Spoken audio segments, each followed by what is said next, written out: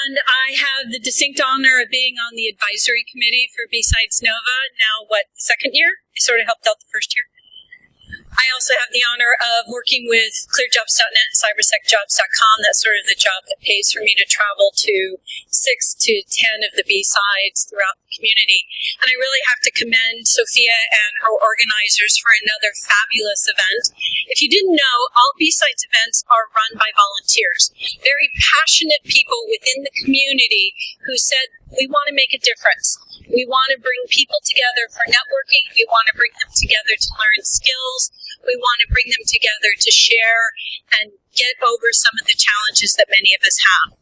What's interesting is that BSides as a movement has moved globally.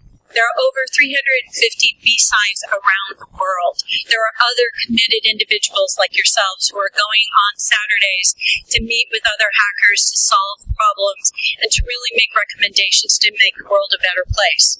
And we have one person, many people, but one person in particular to thank for this movement. And it's my honor to introduce Jack Daniel, one of the co-founders of BSides, and I'm really excited that he's here in my hometown to give us his talk on why BSides is so important. Thank you, Jack.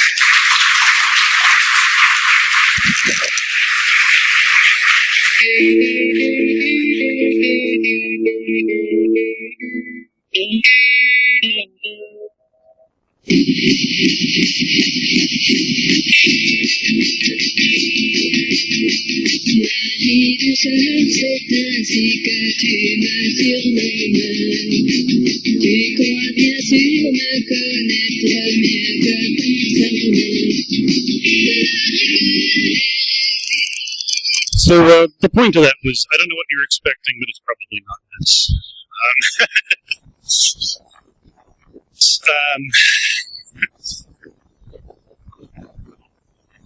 So this is two parts, a little introduction, and we'll get into the meat of it. I'd like to start talking about BSides and what they are, and start out with, welcome to BSides.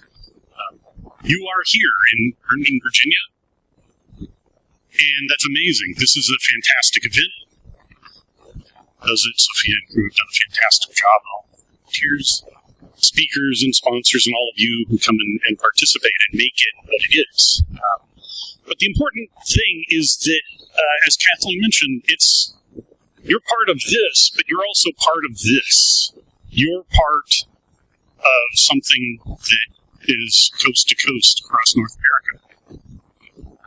And you're also part of this. The question marks are probable events coming up in the next year or so.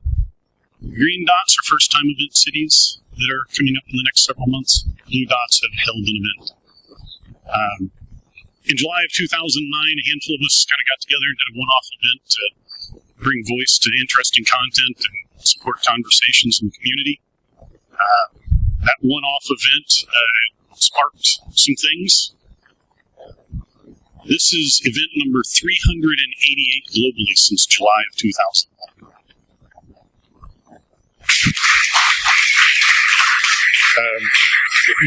BSides events have been held in 121 cities in 36 countries around the world.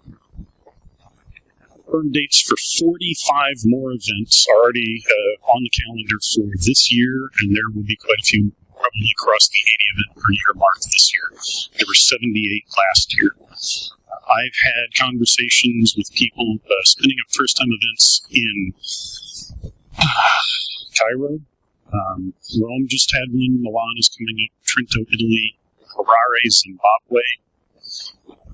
Those two, Cairo and Harare, these are people of places that have some challenges, to be kind. And the information security community is coming together, the hacker crowd is coming together and be like, look, we can't solve everything, but let's do this thing for us and our community. And whether that's here in Northern Virginia or if it's in Harare, Zimbabwe, it's an amazing thing to be part of. One of the things I like to talk about in this rapid growth is a lot of events. I won't make fun of ours. Okay, I won't make fun of ours. It's a big deal to get your alumni badge or whatever. I've been doing for 10 years. But we're a growing community. BSides is a growing community. The hacker community is a growing community. InfoSec is a growing industry, and those of us that care about it are a growing community. And when you have a growing organization, you need a growing foundation. So whether this is your first ever event or, like me, the 70th BSides that you've attended, you're part of the Founders Circle, and thank you for joining us to be part of the Founders Circle. So one thing, I have a reputation as a curmudgeon, which I cherish, but sometimes I do get a little idealistic. How many people here, is this your first hacker security conference event? That's awesome. Thank you. Thank you for joining us.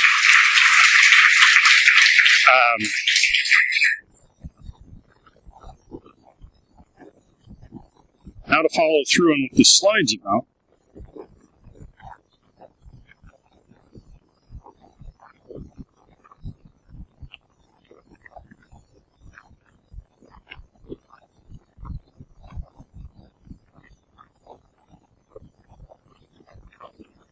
Every one of you can do that. That's not difficult. You have to give them your own business card, not mine, but that's how we do this. So on to this topic. I have really bad news for those of you who, like me, are InfoSec pros. You're experts. You're ninja hackers. We're also actual human beings, and shit that happens to humans happens to you.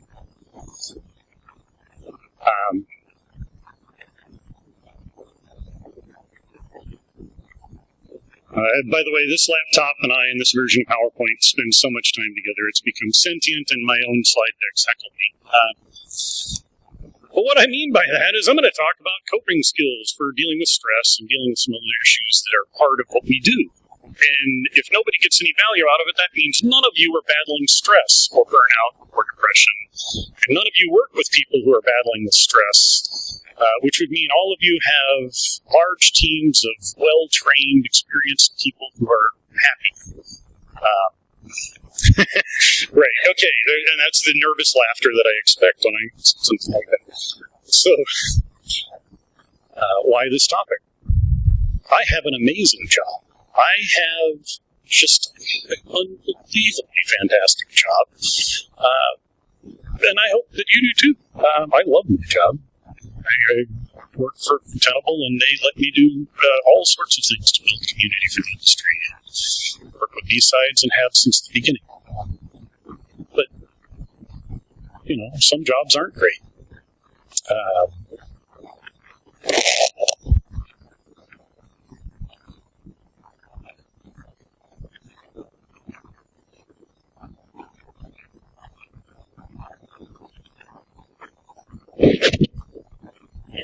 When your love of technology is unrequited.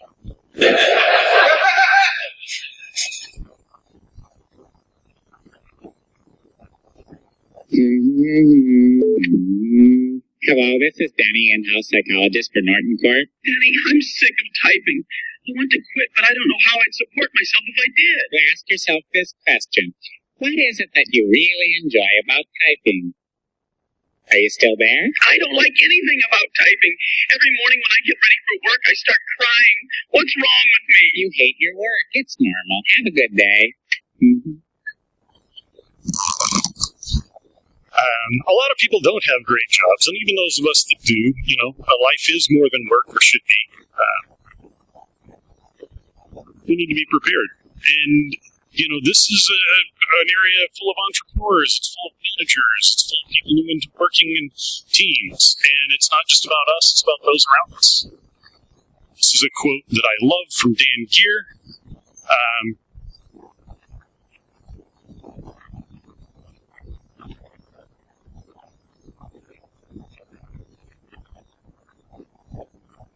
And if Dan feels that way, I'm screwed. You know, let's be honest. If Dan Geer can't keep up, we're kind of in trouble.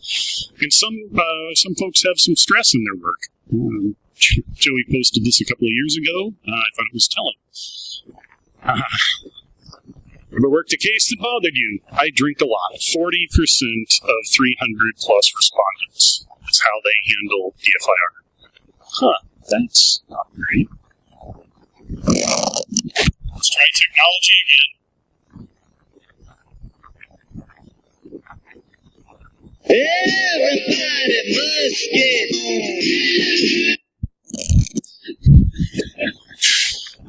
yes, everybody must get owned. You may have heard there's been some breaches in the past 2 years. So we're sort of up against some hard stuff. Where does that leave us?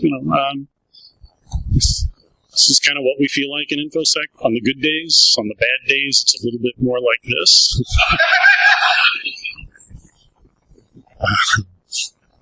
All right, maybe that was a little harsh. Perhaps we need a kitten to make it better, like kitty face palm, but it's still a face palm. So how do we cope?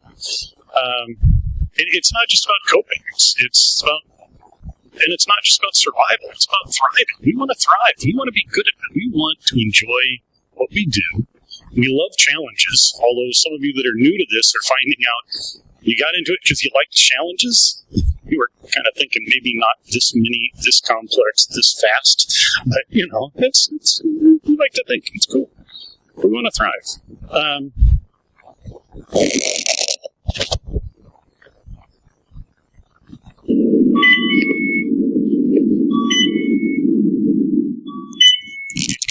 We're trying to have a better life than not ending up flatlining in the hospital from stress.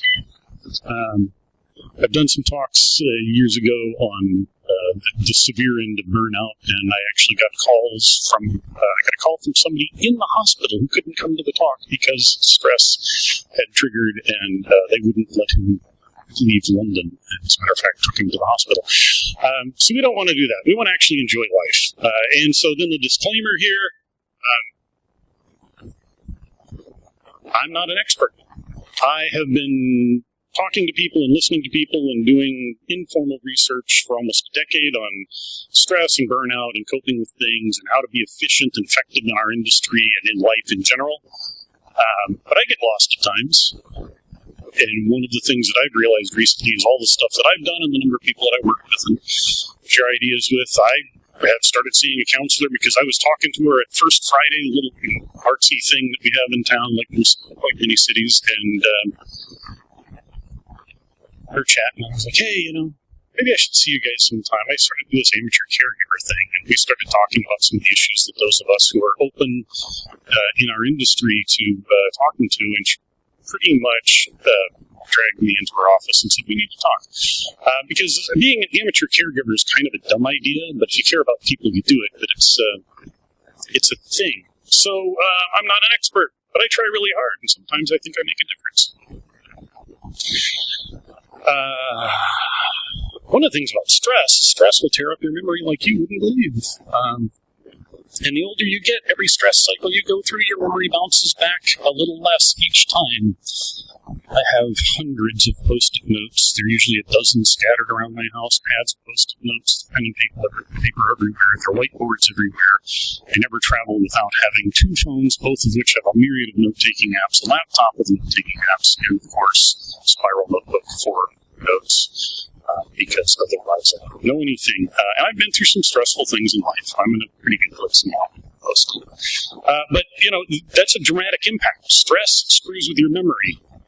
If you work in this industry, there's stuff you need to remember. I mean, there are other things like asking Google how to undo a Git commit. How does that work again? Or, things that we do 100 times. But Google can't solve all of our problems. Other thing that contributes to our stress is none of us, a lot of people in our industry have a problem with imposter syndrome. I have no idea why you people are here listening to me right now. I don't get it. I am an intermittently entertaining old fart, but I'm glad you're here, so I'm giving this a go. And it's very common. And then what really frustrates a lot of us that care is at the other end of the spectrum, there are a lot of people that get a lot of air cover in this industry who need to visit their proctologist to get an eye exam because their head needs to be pulled out of their butt. And so they don't know how dumb they are. And we deal with that. And sometimes there are losses. Not mine right now, but I've been there. So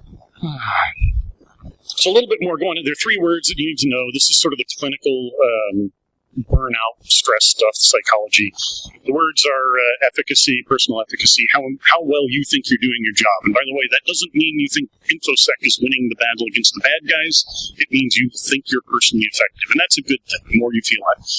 Exhaustion is the other one. This is physical as well as mental exhaustion. And then the third one in our industry for professionals who don't work with people as what they do, it's cynicism. If you were a social worker or medical professional, it would be depersonalization, where you stop caring about the people you're involved with. And cynicism, in the research that we've done, formal and informal, we've discovered that cynicism is a core competency of information security. That's bad, because exhaustion and cynicism are bad things in excess. But I got to say this as a cynic. George Carlin, inside every cynical person, is a disappointed idealist, and I'm going to give that a few people in this audience just had a little twitch, self-recognition there. But some of us did a study years ago on burnout, and a couple others have done it. And one of the things that I thought would be interesting is to take a look at the patterns of the people that weren't suffering from stress and burnout, and there were no patterns. It's one of those data science things. I have data, and I have science. I have no results. Wow. Blockchain it. No.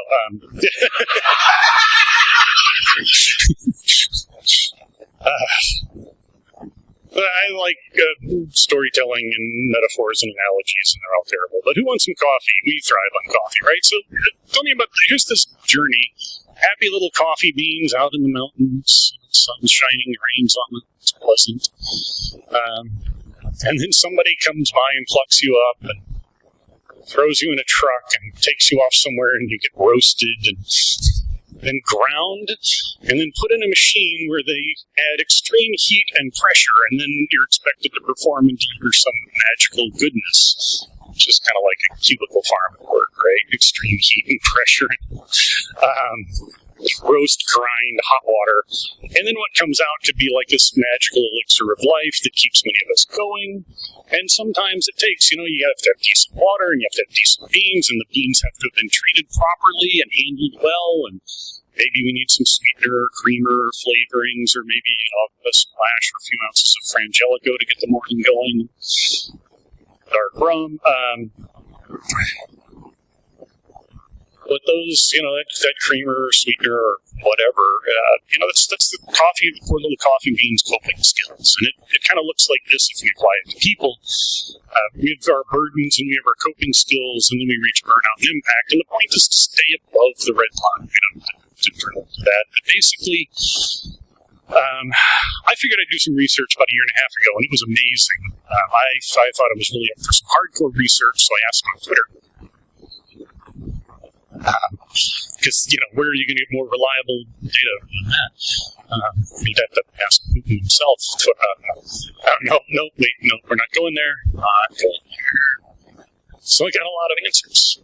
Almost 1,000 people reached out to me, publicly, privately, through a whole myriad of channels. And some shared one or two word answers, and some shared paragraphs and long email exchanges about how they coped with work. Stress in life, stress in work. There were some interesting ones. This was one of my favorites.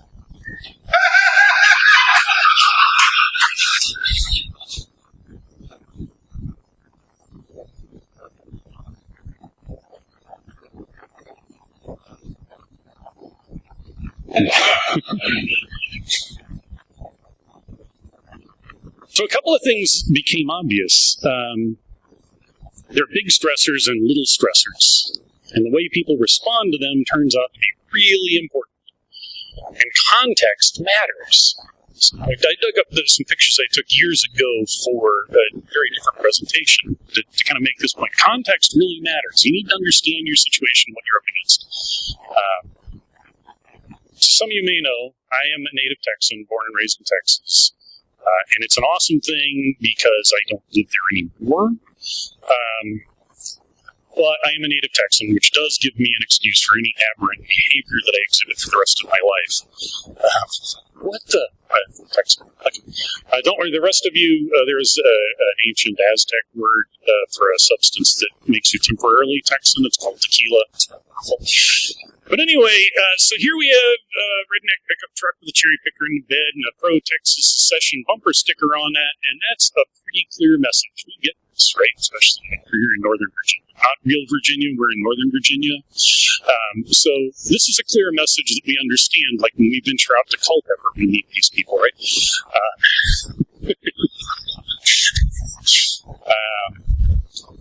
But context matters, because when you see the Massachusetts license plate,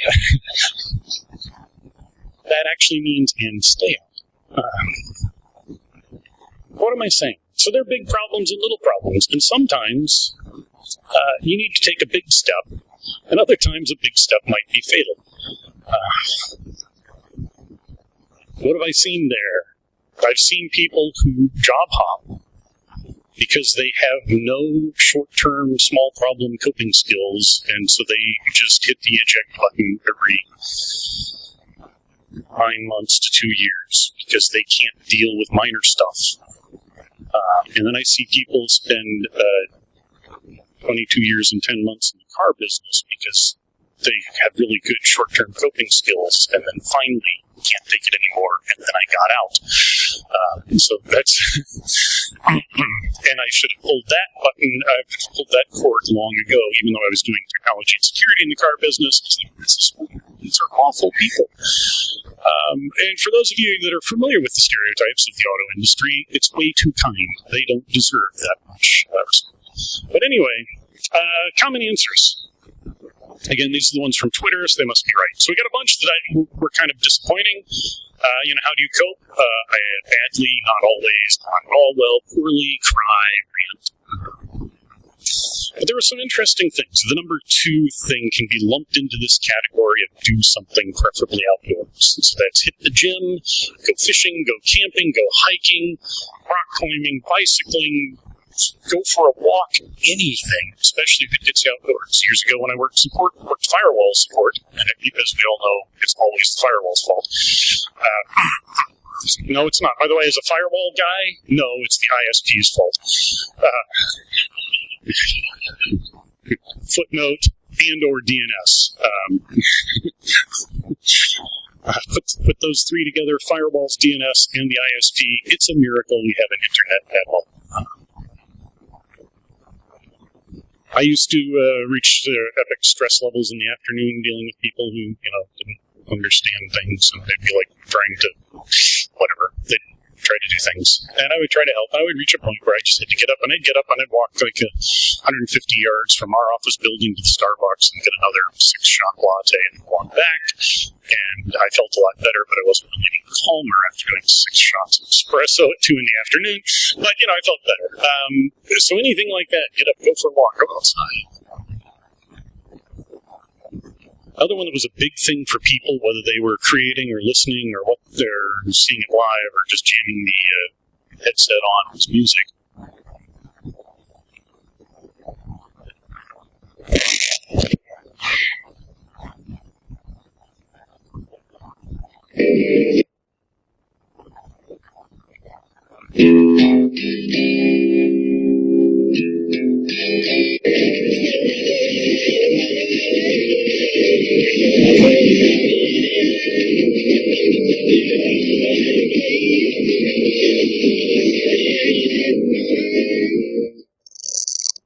So whether you're into cheesy soft rock from the 70s or maybe a little punkish sonics from the 60s, free punk, whatever you listen to, music is amazing. And there are a lot of people for whom music is a salvation, both for the isolation it can provide you from your cubicle farm to other things.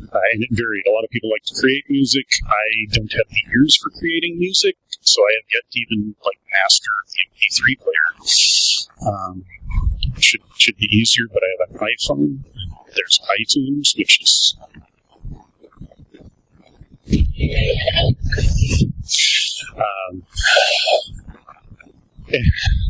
Oh, that AAC.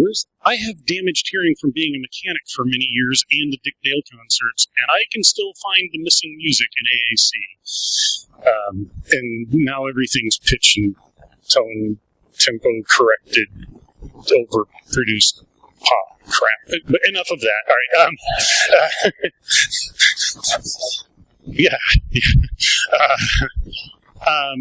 But if you enjoy it, go for it. Find what works for you. And there's some people for whom music is ridiculously important, and we tend to gravitate together, even those of us that are talentless. But if that's your thing, find it and own it. And my tastes are very eclectic. I'll go from extremes like 60s French pop to death metal and things and back. But maybe a little punk.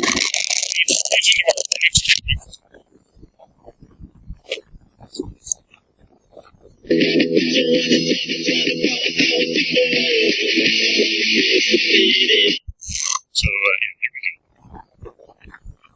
I'm going to hurl the speaker in a river on the way home, I think. It's worked for years, it's done. So drugs, legal, this one came up a lot. In places where it's legal and people don't have federal career considerations, marijuana is a big thing. In places where that's not true, it's still a big thing. Legal or not, a lot of different things came up. And for some people, under prescription of medical professional, there are some things that help with focus and other things. But this was a big answer, and whether or not it's the right answer, you can make some judgments about my age and when I grew up. So I'm pretty boring these days. I probably drink more than I should, but I don't do a lot of. No, I drink more than I should. That's it. That's where I rebel. It's fine. I'm not judgmental. I grew up in the 60s and 70s. I'm non-judgmental as long as you're not hurting yourself or anybody else. Alcohol was by far the number one answer that I got. We drink too much. The good news is most of us feel bad about it. Is that? It's like, I know I shouldn't, but I drink a lot. So this is an issue we have, and I'm not going to dwell on this. I'm not going to beat anybody up, but here's one of the things to be aware of with the alcohol. You see people at events like DEF CON or RSA, or even InfoSecurity Europe, or BSides Vegas, or ShmooCon, or DerbyCon, and you see a lot of drinking. What we don't always know is whether that person makes an ass out of themselves once or twice a year, or if that's the way they are every night, and we don't know that until it's too late. And that's one of the things that concerns me, so just be aware of it. Friends and family, this is really cool. Mutual support is amazing. The challenge is, of course, that if it's one-sided, if you're always the caregiver, it gets tiring. And if you're the one always needing care, you find yourself isolated as you burn out people. But friends and family is how we get through. We're going to talk a little bit more about something about this that's kind of interesting. Disconnect and unplug is one of the biggest ones that people said. I know it's hard, but disconnecting from life, unplugging is a big deal. Baby steps. Complete tangent here, but not really. We'll save that tangent for later. But you can, and I'm admitting my own, I do actually disconnect as I stand here with an iPhone in my pocket, an iPhone in my bag, Apple Watch on my wrist, and a laptop in front of me. It's possible to disconnect, so it helps. If you were more trusting, if I trusted technology, I would expect this to work. We're going to try until this works now. If you were more trusting, I would ask you to close your eyes and go on a little trip with me.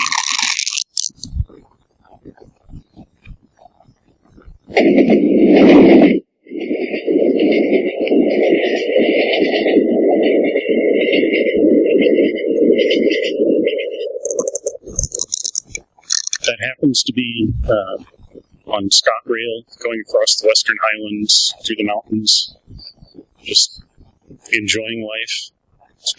I took with my wife a few years ago. Or maybe you could come down. I live in Georgia now, down on the coast. Maybe you could, come join me for a walk on the beach.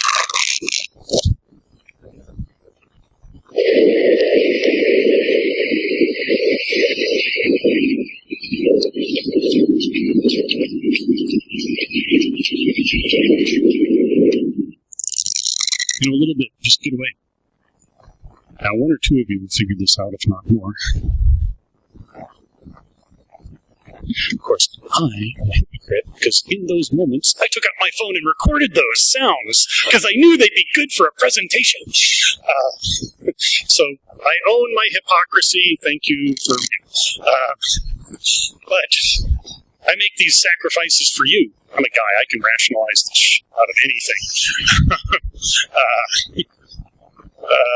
So anyway, and yes, you have to take baby steps, because when you come back, it turns out people don't stop sending you emails and text messages while you're disconnected. You need triage. Actually, that's one of the things that, for me, the Apple Watch does. It's like, nope, I don't care. I don't have the cycles today to care. Trash. Nope, don't care. Oh, this involves paychecks or my love life. I'm going to respond, right? Or not, again, depending. A few more answers. Mindfulness and meditation. For those that are scattered, productivity tools help a lot of people, even though they're not direct. If you're better organized, you're better able to function. Pets. A lot of people get a lot of enjoyment out of their pets. Variety of hobbies, video games. This one's kind of tricky. If you live at a computer and then go home and live at a computer, ask yourself if it's actually okay. I'm not going to say it is or isn't. I'm just going to say think about that. I skipped the second one here. This is stunningly rare. Professional therapy. And whether that professional therapy is a counselor, a psychologist, psychiatrist, a bartender, a priest, rabbi, pastor, whatever. By the way, do this to bartenders, and if you do tip really, really well, they're not your therapists.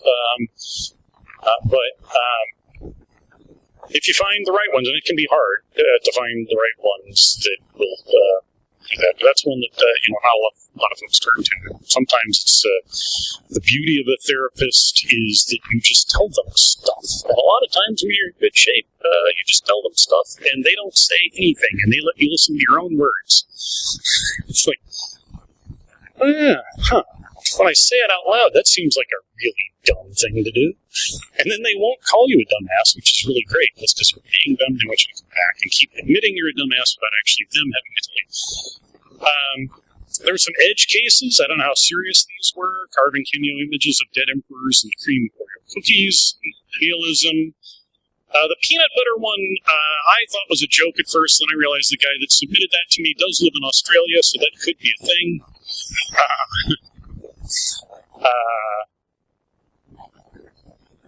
Redneck golf.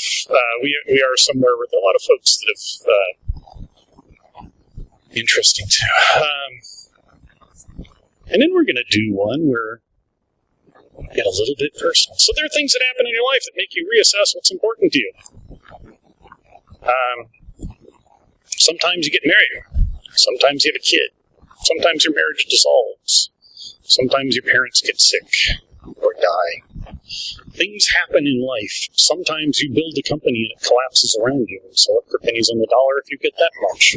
Things happen which hit you really hard. If you are not prepared for them, they can end your career and make you miserable. Think about what happens when life doesn't go well. But the upside is if you come out the other side, you're going to be a lot less likely to be as wound up about stuff you shouldn't be wound up about. I don't encourage you to seek out devastation in your life, but a lot of people come out either utterly broken or better able to cope with life. I will say that this often takes a couple of cycles. When I was in my 30s and lost my mom, that didn't even slow me down because I was a 32-year-old man. Damn, those people are invincible. And this is where it gets personal. So a couple of years ago, 14 months ago, I lost my wife. My wife and I met when she was 14 and I was 15, and we were together for 40 years, and I lost her to ovarian cancer. Anybody care to guess how much technology meant to me last year? Anybody care to guess how much the people in my life and the people that I touched through BSides and everything else I do meant to me last year? That's it. Now, that's cool if you have the most amazing job with the most supportive corporation that you've ever worked with and an amazing group of friends that you can swing to from one to the other. Most people don't have that luxury. I've come out the other side, but now technology for me is what technology can do for you and the people that use it. I still play with corporate products in the lab. I still do things, but it's changed. I am forever changed. That's awesome in some ways if you can get away with it. A lot of people can't. And if you happen to be an entrepreneur doing a tech startup and technology becomes boring for you, it kind of changes your world. Now, what may happen is you may realize this is a really cool idea, but unless I have it so my users can actually use the product without cursing my name every time they log in, maybe the end result is good. But, this is the thing that I've heard over and over again is that extreme perspective readjustments happen. They do give you a sense of balance. So, some general common sense. Don't face challenges alone. This later.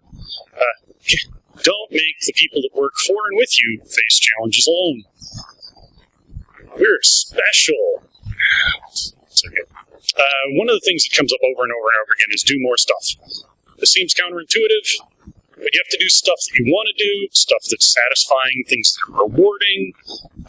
Volunteer, mentor, speak, teach, share, help people. Don't overcommit yourself.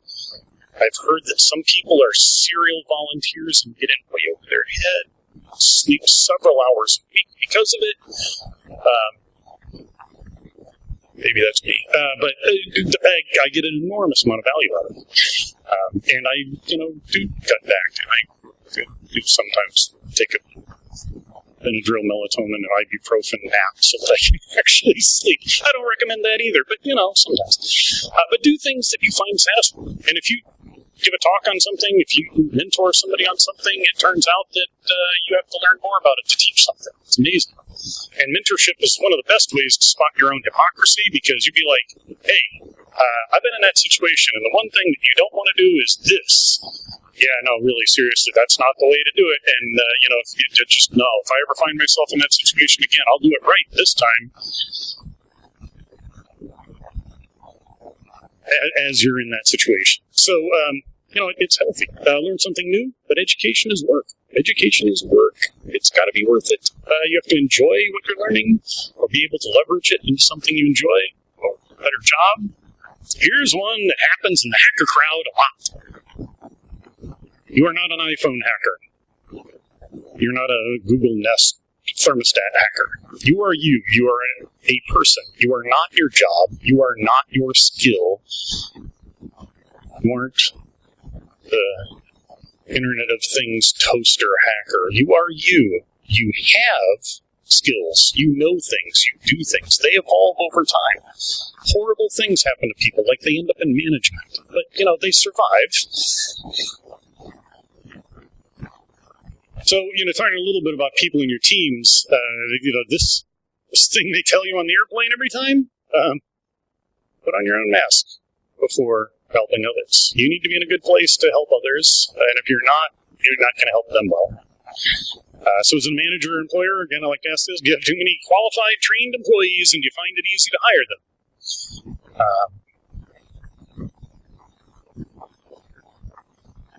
Well, perhaps you should look for people who aren't old white dudes and pay them decently. That'll help some, but there's more to it than that. I just had to editorialize a bit. But moving on about that's too many words. If you can influence your situation and your organization, you're not going to burn out. If your people can have some influence in their space, they're less likely to burn out. If you undermine your staff's autonomy, they don't perform well. They get cynical and distant. None of us have ever worked with anybody cynical and distant in InfoSec, have we? A sense of control enhances engagement with work. If you want to torture somebody without torturing them, Think about the way you handle generals and heads of state when their countries are overthrown. You put them in a suite. Give them 3 hours of television a day, and they never know what 3 hours they are. They get 3 gourmet meals a day. They never come at the same time. They get an interview every day. Never happens at the same time. Interviewer's a jerk. But housekeeping, those poor ladies are, they're just sweethearts, and they're just cleaning up and bringing the food and going. Eventually, they are so sick of being abused, they start talking to the maid as she makes the bed or rolls the cart in with the food. And of course, those are the actual intelligence analysts, because they are so unhinged from having no control over their environment that they start talking. Nobody ever feels that way, like you're just like yanked around it. But anyway, provide feedback, manage workloads, work distribution. Let people disconnect, maybe even force it. Offer education. Got to do this one too. Old cliche. I hope it is actually true, but we've seen the cartoon. If you haven't, cartoon of 2 executives talking. What if we train our folks and they leave? The other executive says, what if we don't and they stay? We've worked with those people too. Back to this. You aren't a professional, so don't act like one. You can be a friend, a mentor, or a peer. Again, Bob Dylan had something to say about this.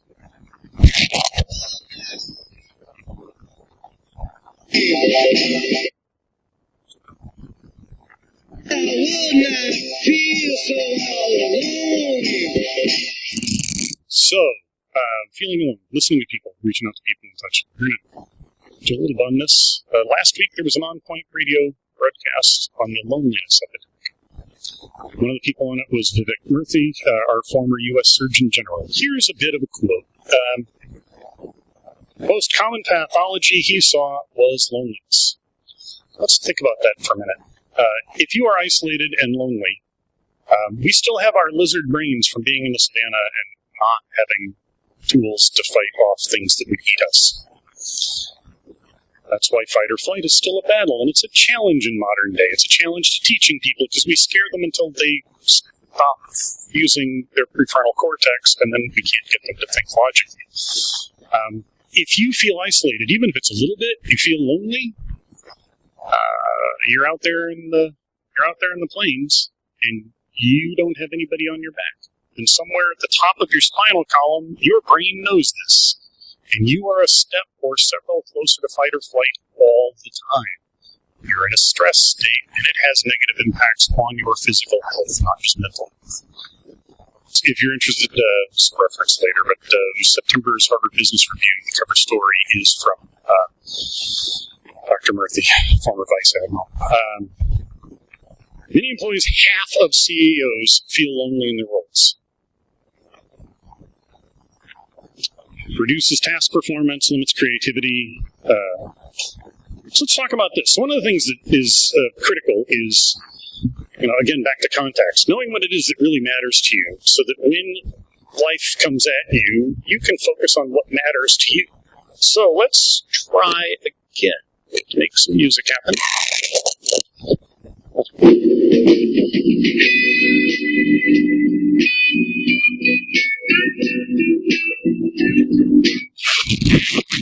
So, B.B. King. This is the Gibson Lucille. You can buy one of these at Guitar Center or whatever. It's an interesting axe if you're into guitars. I have no musical talent, but I do enjoy electrics. Yes, most people say 335. It's actually a 355. He was one of the few people that played a stereo electric guitar. That's a stereo axe. You can buy one like that. And if you've ever been to like Hard Rock cafes or other places, you might have seen the guitar on the wall that said it was Lucille, and it was. In the winter of 1949, King played at a dance hall in Twist, Arkansas. As was often the case, this was just sort of a wood building thrown up rather crudely, but it was, dance hall, bare wood. And heat was provided by putting a 55-gallon steel drum in the middle of the floor, filling it about halfway with kerosene and lighting it on fire. Some of you are already doing the math on having a giant bucket of kerosene in the middle of a wooden structure. This doesn't have a happy ending. Spoiler. During a performance, BB and his band were on stage, and two guys started fighting. And they hit the barrel, and the barrel fell over and spilled, 20, 30 gallons of burning kerosene across the bare wood floor. It ended badly. The band runs out to the car. BB realizes his brand new $35 guitar is still on stage, runs back into the flaming building, grabs his guitar, runs back out. They all pile into the car, drive off. Next night, they're getting ready for the next show in the next town over, and they hear about what had happened. Two people had died, and the two guys that were fighting over a woman named Lucille. That guitar and every guitar he owned from 1949 until his death a couple of years ago was named Lucille to remind him never to do anything that stupid again in his life. Don't run in for a guitar into a burning building. That's dumb. Lucille is immortalized by this story. And so when you see those, B.B. King, one of the greatest guitarists that ever lived, needed a guitar. He did not need that guitar, and he lived that. It's like, that's why there are Lucille's all over the world.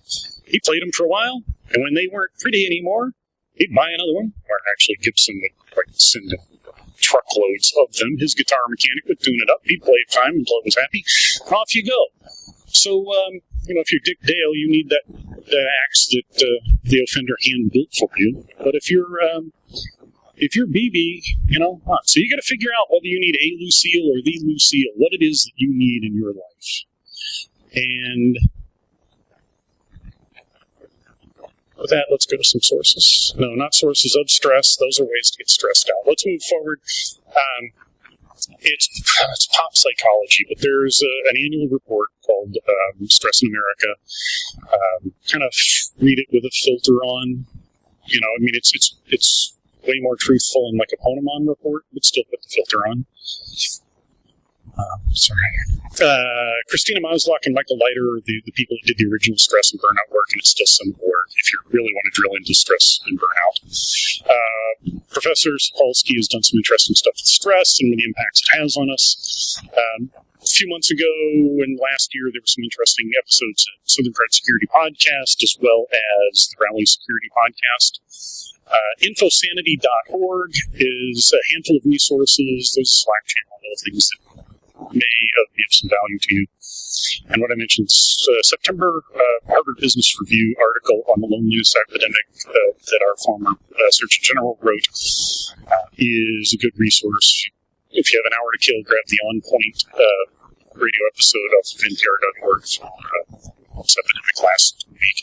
A handful of folks talking about physical as well as mental issues of loneliness, because, hey, it turns out that we've got a lot of people who work remote, and when we're not remote, we're in a cute farm with our earphones on and isolated, and it's a thing, and especially if you're an employer, there's some good stuff about how you should think about getting people to work together. This is not just the bad stuff. He talked about the teams that he worked with to improve communications and the connections within a team. With that, I'm going to do a little shameless self-promotion. Another one of my projects, Shoulders of InfoSec. This is a crappy wiki full of people that founded our industry, and it's expanding. Wondering why we do what we do and who these people are. There are some newer folks that are making the list. It starts out with probably Neville Maskelyne, arguably the first electronic hacker a century ago, did a wireless man in the middle on Marconi, up to much more recent people lost. So if you're into history, we have an interesting industry that whenever you join, we all run to keep up and we never look back. So if you're interested in that. And then the true shameless stuff. Twitter, you might have heard that, and then apparently people are amused by my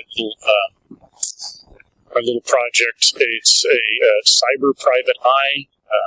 I have a lot of fun. It's in no way autobiographical. Well, but anyway, it is that, and with that, I'm easy to find on the internet thing. Find me, and I'll give you a card. Really, you can find me if you need to talk. Just know that I am an amateur.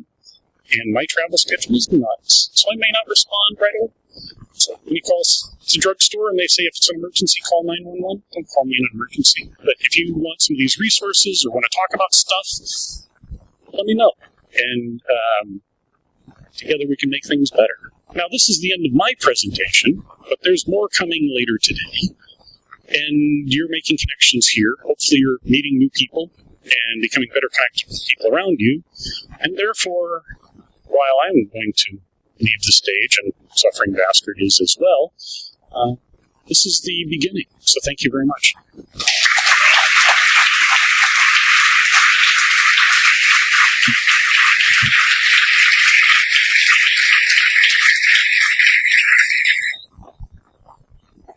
Check this few minutes.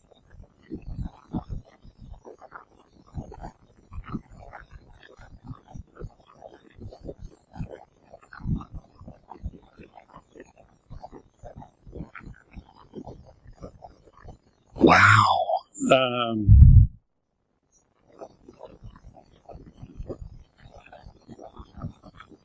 Does it have to be advice I took? Because it would probably be don't do that. It would be don't do that.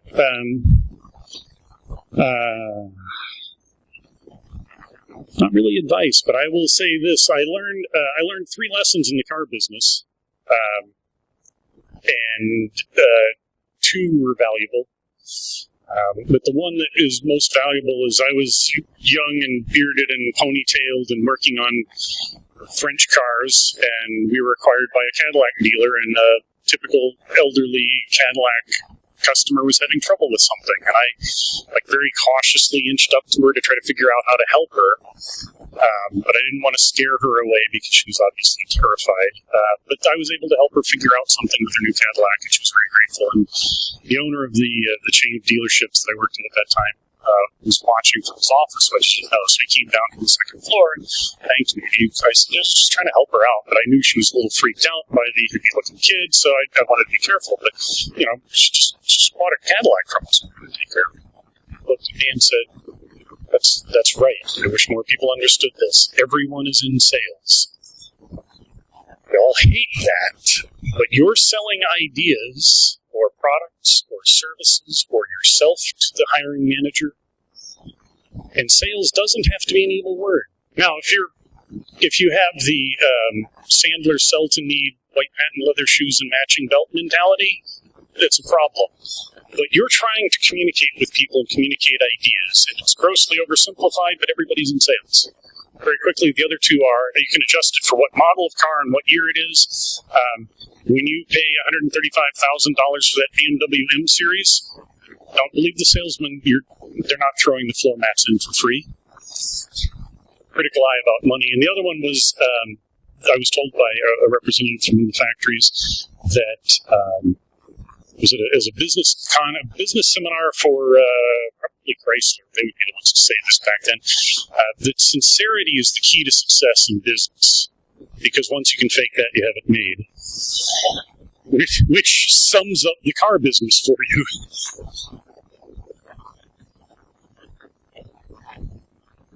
Yeah.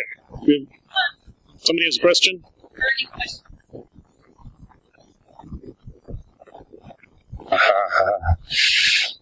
For a whole bunch of reasons, it's Frankie's Tiki Room in Las Vegas, but there are some other great ones around. I'm a huge fan of Lost Lake in Chicago.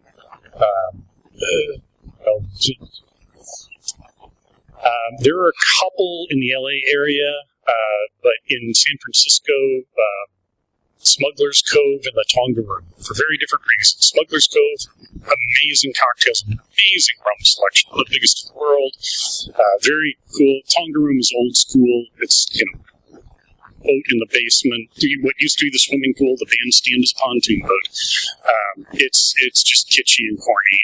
It is so tacky it comes out the other side and has classy.